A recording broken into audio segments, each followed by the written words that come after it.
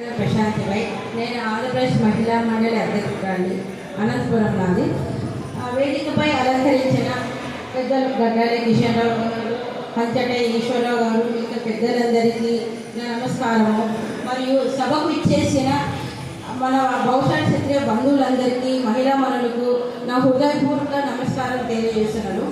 ఈరోజు చాలా శుభ సమయము, మంచి రోజు, అన్ని మంచి మాటలే వింటున్నాము.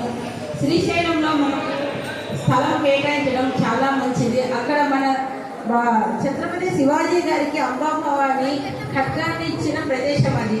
సో మనం కూడా ఇంతమంది లక్ష్మీదేవి ఉంటే లక్ష్మి మనకి ఎందుకు రాకుండా ఆటోమేటిక్గా మనకు డబ్బులు వద్దన్న ఆ పాండవ స్వామి దయ ఉంటే మనకు లక్షణంగా మన కార్యక్రమము రాకేష్ గారు అన్నట్లు మనకు స్థలం రిజిస్ట్రేషన్ అయిపోతుంది.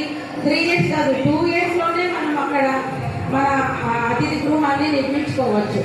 ఇంకా నేను ఎక్కువ ఎందుకంటే పెద్దలందరూ తమ తమ అభిప్రాయం చెప్పారు. మళ్ళీ అది రిపీట్ చేసి మీ సమయాన్ని వృధా చేసుకోదలుచుకోలేదు. నేను చిన్న మొత్తం కానీ పెద్ద మొత్తం కానీ మీరు మీ ఊళ్ళలో ఫండ్ వసూలు చేసి ఇక్కడ వసూలు చేస్తే మన తొందరగా మనం కంప్లీట్ చేసుకొని నెక్స్ట్ మన 5వ 6వ సమావేశం శ్రీశైలంలోనే ఏర్పాటు చేసుకుందాము. సో మీరందరూ అక్కడికి రావాలని నేను మనస్ఫూర్తిగా కోరుకుంటున్నాను. నాకు ఈ అవకాశం ఇచ్చిన పెద్దలందరికీ